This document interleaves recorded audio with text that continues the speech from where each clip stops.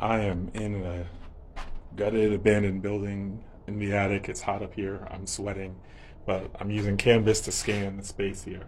And your question brings up a very, very valid question, which is about accuracy.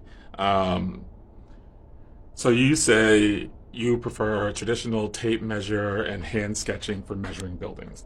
I did that for quite a number of years, and then around 2005, we had purchased the then roughly $400 Leica laser tape measure. So those have become pretty standard now. You can get them. Bosch makes it for like $60, or if you want to get the one that goes 125 feet, it's like $100, and it's become sort of a standard way to measuring buildings. We've accepted that the laser is fairly accurate. I remember when we first got the Leica, we spent a lot of time discussing how accurate is it actually.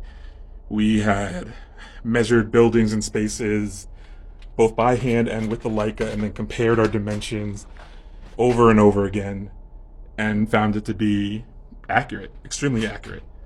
And that is what we did with Canvas. The first few times I measured a space, I measured it both by hand with my laser tape measure and then using Canvas.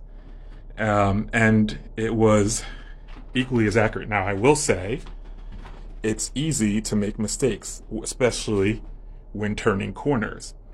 So my recommendation for like best practices: take a step back, take a moment, slow down, and pay attention to how the data is being collected. So give me a second.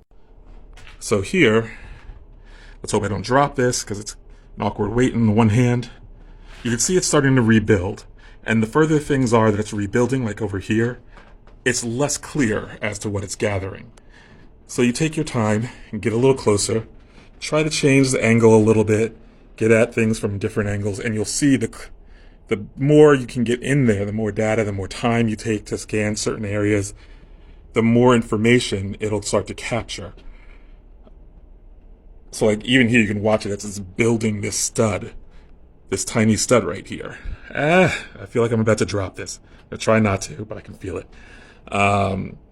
So that's part of how you can make sure that you're getting a more accurate scan of a space, something that you can trust.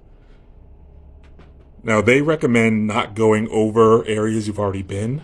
I try not to, but I also find that if I go, say, the full circle of this floor, and I get back to where I started, and I don't meet in